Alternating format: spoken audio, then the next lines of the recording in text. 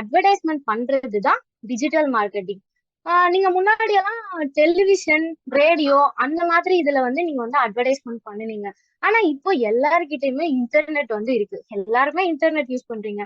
So டிஜிட்டலா advertise பண்றதுதான் digital marketing. உங்களுக்கு வந்து டிஜிட்டல் மார்க்கெட்டிங்க்கு வந்து பெருசா கோடிங்லாம் தெரியணுங்கிற அவசியம் இல்லை. மெயின் மார்க்கெட்டிங் டூல் என்னன்னா உங்க கஸ்டமரை ஹேண்டில் பண்ண தெரிஞ்சாலே உங்களுக்கு வந்து போதும். ஓகே, நெக்ஸ்ட் என்ன பார்க்க போறேன்னா டைப்ஸ் ஆஃப் டிஜிட்டல் மார்க்கெட்டிங்கோட பேசிக் இன்ட்ரோடக்ஷன் தான் உங்களுக்கு வந்து நான் சொல்ல போறேன். ஓகே, ஃபர்ஸ்ட் வந்து மெசேஜஸ். மெசேஜஸ்னா என்னன்னா மெசேஜஸ் மூலியமா நீங்க வந்து உங்களோட ப்ராடக்டையோ உங்களோட சர்வீஸையோ நீங்க வந்து மெசேஜஸ் மூலியமா வந்து ப்ரமோட் பண்றதுதான் மெசேஜஸ் மார்க்கெட்டிங். செகண்ட் என்னன்னு பாத்தீங்கன்னா email marketing. Email marketing also same like that. அதே மாதிரிதான் இமெயில் மூலியமா உங்களோட பிசினஸையோ உங்களோட ப்ராடக்டையோ நீங்க ப்ரமோட் பண்றதுதான் email marketing. Third one SEO. SEO means search engine optimization. Search engine ஆப்டிமைசேஷன்னா என்னன்னா அதாவது கூகுள்ல உங்களோட வெப்சைட்டை ஃபர்ஸ்டா ரேங்க் பண்றதுதான் எஸ்இஓ. யாராவது சர்ச் பண்ணுனா நம்மளோட வெப்சைட் வந்து ஃபர்ஸ்ட் பேஜ்ல வந்து தெரியணும், அதுதான் எஸ்இஓ. அப்படி தெரியும் போது வந்து உங்களோட பிசினஸ் வந்து சீக்கிரமா எல்லாருக்கிட்டையும் ரீச் ஆகும். ஸோ இதுதான் எஸ்இஓ. ஃபோர்த் என்னன்னா கண்டென்ட் மார்க்கெட்டிங். கண்டென்ட் மார்க்கெட்டிங்னா என்னன்னா உங்களோட பிளாகோ, வெப்சைட்டோ, சோசியல் மீடியா பேஜோ ஏதோ ஒரு கண்டென்ட் வந்து நீங்க ஃபார்ம் பண்றீங்க.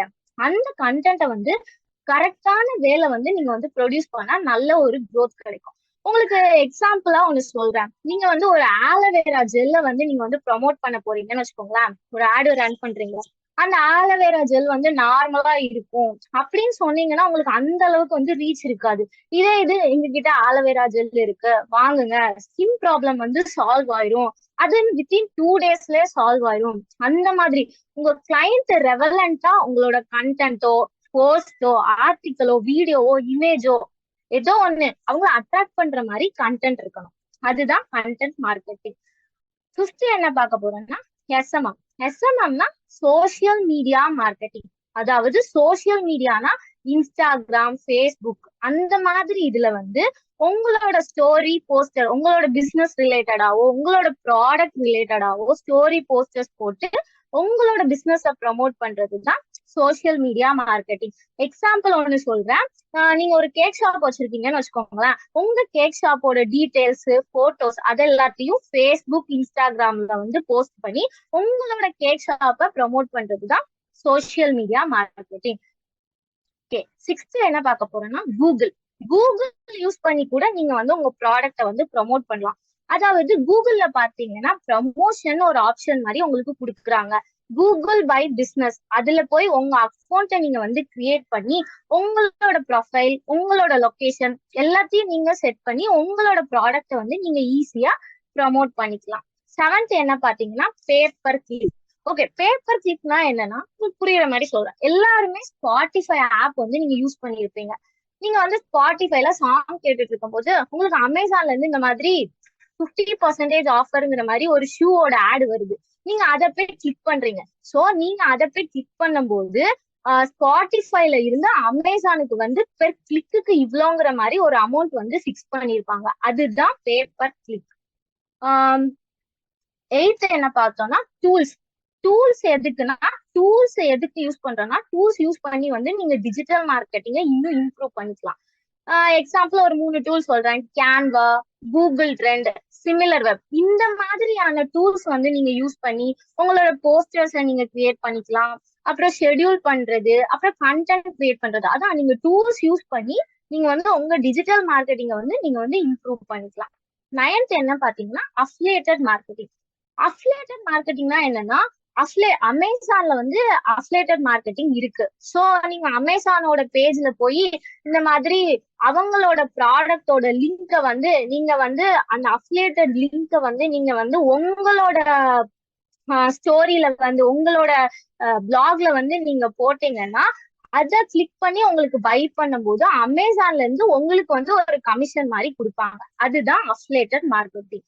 ஃபைனலா என்ன பார்க்க போறோம்னா reporting and analysis. Reporting and அனாலிசிஸ்னா நீங்க ஒரு பிசினஸ் பண்றீங்கன்னு வச்சுக்கோங்களேன். அந்த பிசினஸ்ல ஓவரால் எல்லா டேட்டாவையும் நீங்க கலெக்ட் பண்ணி அனலைஸ் பண்ணணும். அதாவது நீங்க எக்ஸாம்பிள் ஒரு போஸ்டர் வந்து ஷேர் பண்றீங்க, எந்த மாதிரி போஸ்டர் வந்து ஷேர் பண்ணா உங்களுக்கு அதிகமா ரீச் ஆகும், அதை அனலைஸ் பண்ணி நெக்ஸ்ட் லெவல் இன்னும் என்ன இம்ப்ரூவ் பண்ணலாம் அப்படிங்கறத வந்து அனலைஸ் பண்ணி அடுத்த லெவலுக்கு நம்ம போகிறது தான் ரிப்போர்ட்டிங் அண்ட் அனலைசிஸ்.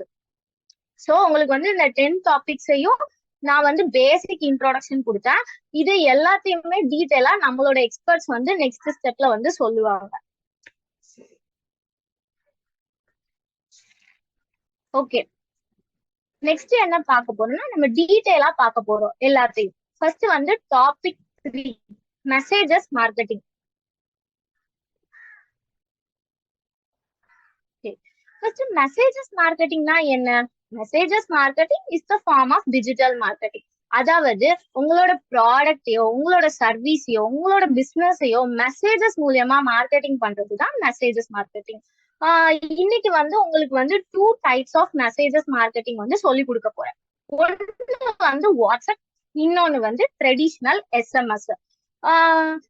இன்னைக்கு வந்து எல்லாருக்கிட்டயுமே மொபைல் இருக்கு. சோ எல்லாருமே வாட்ஸ்அப்பும் யூஸ் பண்றீங்க, எல்லாருமே எஸ்எம்எஸும் யூஸ் பண்றீங்க. So it is the direct way to approach our clients. உங்களோட கிளைண்ட்ஸை வந்து நீங்க டைரக்ட் வேல வந்து இந்த மெசேஜஸ் மார்க்கெட்டிங் மூலியமா நீங்க வந்து அப்ரோச் பண்ணலாம். ஓகே, இன்னைக்கு என்னென்ன டாபிக்ஸ் எல்லாம் நம்ம பார்க்க போறோம்னா content for marketing messages, strategies என்னங்கிறத பார்க்க போறோம், பெனிஃபிட்ஸ் என்னங்கிறத பார்க்க போறோம், ஸ்ட்ராட்டஜிக்ஸ் என்னங்கிறத பார்க்க போறோம், ஃபைனலா கன்க்ளூஷன் வந்து பார்க்க போறோம். Content for marketing messages.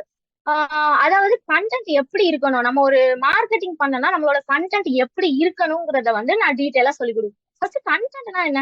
கண்டென்ட்னா இப்போ ஒரு மெசேஜஸ் வந்து நீங்க வந்து சென்ட் பண்றீங்க, அந்த மெசேஜஸ் வந்து பார்க்க அட்ராக்டிவா, குவாலிட்டியா, பார்க்க நல்லா கிளாரிட்டியா இருக்கணும். எல்லாரும் சொல்லுவாங்க first impression is the best impression. உங்க கண்டென்ட் வந்து பார்க்க வந்து ரொம்ப ஸ்டாண்டர்டா இருக்கணும். ஓகே, நம்ம இன்னும் டீட்டெயிலா பார்க்கலாம். ஃபர்ஸ்ட் வந்து clarity and brevity. Clarity and brevity.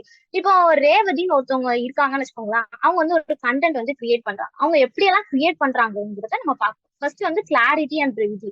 Clarity and பிரிவிட்டினா அவங்க கண்டென்ட் பார்க்க ரொம்ப கிளியரா இருக்கு. அதே மாதிரி அவங்க ஒரு இமேஜ் வந்து ரெடி பண்றாங்க. அந்த மாதிரி தீபாவளி 50% ஆஃபருங்கிற மாதிரி ஒரு இமேஜ் ரெடி பண்றாங்க. 50% ஆஃபருங்கிறத ரொம்ப ஹைலைட் பண்ணி காமிக்கிறாங்க. அதுதான் மெயின் பாயிண்ட் ஃபோக்கஸிங். பிரிவிட்டினா என்னன்னா ஷார்ட்டா, அவங்களோட இல்லாம ஷார்ட்டா இருக்கு, அவங்களோட கிளைண்ட்டுக்கு புரியுற மாதிரி ஷார்ட்டா அவங்க ரெடி பண்றாங்க. கான்டெக்ஸ்ட் ரெவலன்ஸ். கான்டெக்ஸ்ட் ரெவலன்ஸ்னா அவங்க வந்து ரெவலண்டா வந்து அவங்க கண்டென்ட் வந்து ரெடி பண்றாங்க. Engagement and call to action. அதேதான் அவங்க கண்டென்ட் அவங்க வந்து கண்டென்ட் வந்து சென்ட் பண்றாங்க. பர்சனலைசேஷன். பர்சனலைசேஷனா என்னன்னா ஒரு ஃப்ரெண்ட்லி என்விரான்மெண்ட் வந்து நம்ம கிரியேட் பண்றது. அவங்க என்ன பண்றாங்கன்னா ஹாய் போட்டு அவங்க கிளைண்டோட நேமை இன்க்ளூட் பண்ணி வந்து அவங்க வந்து கண்டென்ட் வந்து சென்ட் பண்றாங்க. Length of messages. Length of messages பார்த்துக்கிட்டீங்கன்னா எஸ்எம்எஸ் பொறுத்த அளவுல லிமிட்டேஷன் இருக்கு. 160 பெர் எஸ்எம்எஸ்க்கு வந்து 160 கேரக்டர்ஸ் பெர் எஸ்எம்எஸ்ங்கிற மாதிரி லிமிடேஷன் இருக்கு. அதுக்கு தகுந்த மாதிரி அவங்க கண்டென்ட் ரெடி பண்ணி அவங்க சென்ட் பண்றாங்க. நீங்க வாட்ஸ்அப்ல பாத்துக்கிட்டீங்கன்னா உங்களுக்கு லிமிடேஷன் எல்லாம் கிடையாது. அதுக்காக அவங்க அதிகமா கண்டென்ட் அதிகமா லென்த்தியா ரொம்ப லென்த்தியா எல்லாம் கண்டென்ட் ரெடி பண்ணி அனுப்புறது இல்ல. அவங்களுக்கு புரியுற மாதிரி அவங்க கிளைண்ட்டுக்கு புரியுற மாதிரி ஷார்ட்டா வந்து அனுப்புறாங்க. இப்ப டாபிக் 2 என்னன்னா ஸ்ட்ராட்டஜிஸ். என்ன மாதிரி பிளான் பண்ணி நம்ம வாட்ஸ்அப் மார்க்கெட்டிங் பண்ணலாம் அப்படிங்கறத வந்து டீட்டெயிலா பார்க்கணும். ஃபர்ஸ்ட் வந்து பர்சனலைசேஷன். திரும்ப நான் ரிப்பீட்டடா சொல்றேன், பர்சனலைசேஷன் வந்து மார்க்கெட்டிங்ல வந்து ரொம்ப ஒரு இம்பார்ட்டன்டான விஷயம். ஏன்னா ஒரு ஃப்ரெண்ட்லி என்விரான்மெண்ட் கிரியேட் பண்ணா உங்க பிசினஸ நீங்க வந்து ஈஸியா வந்து டெவலப் பண்ண முடியும். அதேதான் சொன்ன மாதிரிதான், முன்னாடி சொன்ன மாதிரிதான் ஹாய் போட்டு அவங்களோட நேமை இன்க்ளூட் பண்ணி சென்ட் பண்றது. அதே மாதிரி அவங்க பர்த்டேக்கு வந்து நீங்க விஷஸ் பண்றது. ஃபார் போத் வாட்ஸ்அப் அண்ட் எஸ்எம்எஸ்க்கு வந்து நீங்க பர்சனலைசேஷன், அதாவது ஒரு ஃப்ரெண்ட்லி என்விரான்மெண்ட் கிரியேட் பண்ணி நீங்க மெசேஜஸ் வந்து சென்ட் பண்ணிக்கலாம். என்கேஜிங் கண்டென்ட்னா நீங்க ஒரு இமேஜஸோ வீடியோஸோ கிஃப்டோ ஏதோ ஒன்று கிரியேட் பண்றீங்க, அது வந்து உங்க கிளைண்ட் ஃபோக்கஸ் பண்ற மாதிரி நீங்க வந்து கிரியேட் பண்ணலாம். ஒரு எக்ஸாம்பிள் சொல்றேன். நீங்க சோப்போட இமேஜ் ஒண்ணு ப்ரமோட் பண்றீங்கன்னு வச்சுக்கோங்க, அந்த சோப் வந்து நார்மலா இருக்கும் அப்படிங்கிற மாதிரி நீங்க வந்து ப்ரமோட் பண்ணுனா அந்த அளவுக்கு உங்களுக்கு ரீச் இருக்காது. நீங்க இந்த சோப்பை யூஸ் பண்ணி பாருங்க, 24 hours நீங்க ஃப்ரெஷ்ஷா ஃபீல் பண்ணுவீங்க. அதே மாதிரி உங்களுக்கு ஸ்கின் ப்ராப்ளம் இருந்தா உடனே சால்வ் ஆயிரும். அது பிக்மெண்டேஷன் வித்தின் 10 டேஸ்ல சால்வ் ஆயிரும் அப்படிங்கிற மாதிரி. அதாவது